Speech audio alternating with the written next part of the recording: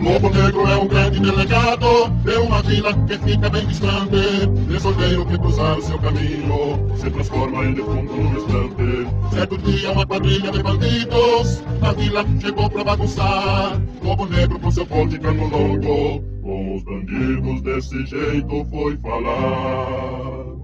Mais uma vez, o teatro globalista camufla sua face mais imunda perante as barbas de um povo embriagado de uma substância dúbia, repugnante, utilizada para fins alucinógenos, imbecilizantes.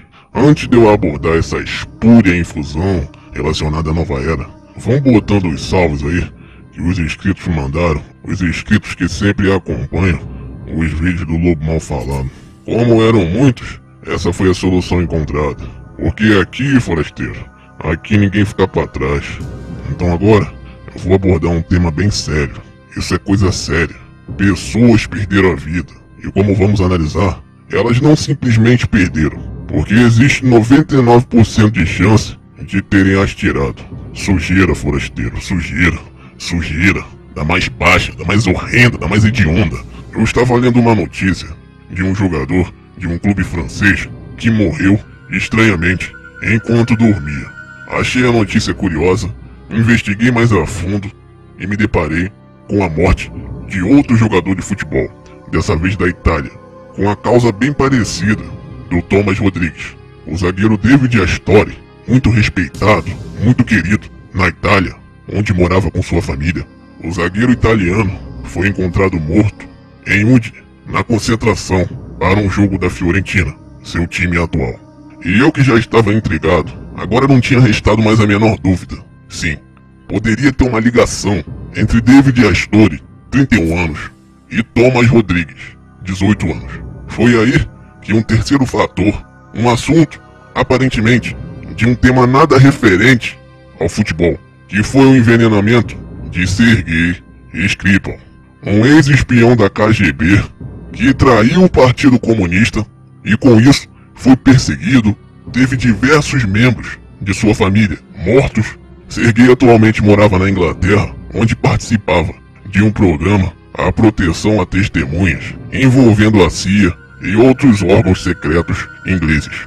Aí você deve estar se perguntando, o que Sergei Skripal, um ex-espião com patente de coronel, um cara caçado pelo regime comunista, tem a ver com as mortes de dois jogadores de futebol? Vamos ligar os fatos. Primeiro, não é uma coincidência muito grande um jogador de futebol morrer no dia 4/3 e um agente secreto também morrer na mesma data. Não é novidade nenhuma. Pessoas morrem e nascem a cada segundo. Porém, as coisas começam a ficar estranhas quando um segundo jogador de futebol, 5 dias depois, morre em circunstâncias parecidas com a do primeiro. Terceiro fato, todos sabemos que o futebol, na maior parte do mundo, é utilizado para esquemas políticos, esquemas de lavagem de dinheiro, esquemas para tráfico de influência, manipulação global e aí por diante. Sergei era um espião. Grave bem essa palavra, espião. Eu encontrei uma notícia sobre o Unai Emery, técnico do Paris Saint-Germain, time francês patrocinado por várias empresas globalistas, várias empresas de procedências duvidosas. O Unai, no dia 1º de fevereiro, ele deu uma entrevista para falar que o jogador Lucas, o brasileiro Lucas, foi demitido por suspeita de ser um espião a serviço da mídia mainstream. O Unai afirmou isso em entrevista para o mundo todo. O jogador brasileiro seria um espião. Eu criei aqui uma linha do tempo só para organizar mais esses dados e criarmos a teoria em cima. No dia 1/2, Unai afirmou que Lucas era um espião e por isso o Paris Saint-Germain demitiu o atleta. Dia 4/3, morre o jogador Astori na Itália. Também no dia 4/3, ocorre o ataque com uma substância venenosa a Sergei Skripal e sua filha, de 33 anos. Ambos estão com estado de saúde gravíssimo. E no dia 5/3, a surpresa da nossa linha do tempo. Surge um jogador satanista que faz parte dessas empresas da nova era. Surge o Daniel Alves, dando uma entrevista bem curiosa, bem comprometedora em relação a essas empresas que se julgam iluminadas.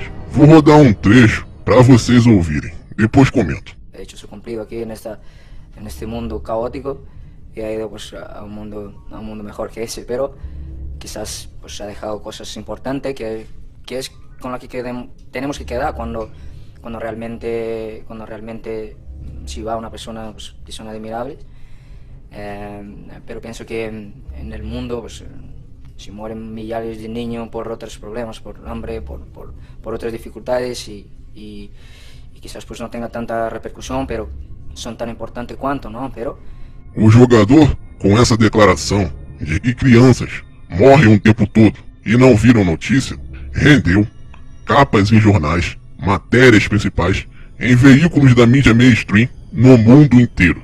E aonde eu quero chegar?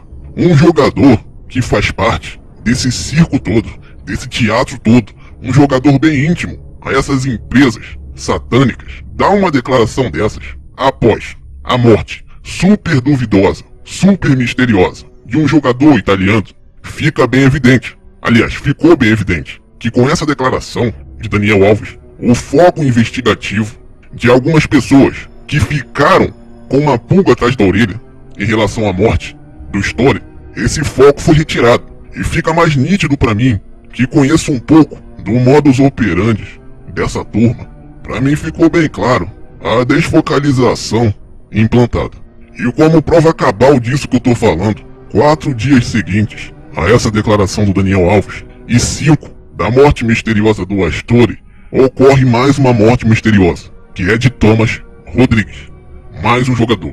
Coincidentemente, mais um jogador. Nas mesmas condições. Morreu enquanto dormia na concentração de seu clube. Vocês estão percebendo uma ligação no ar?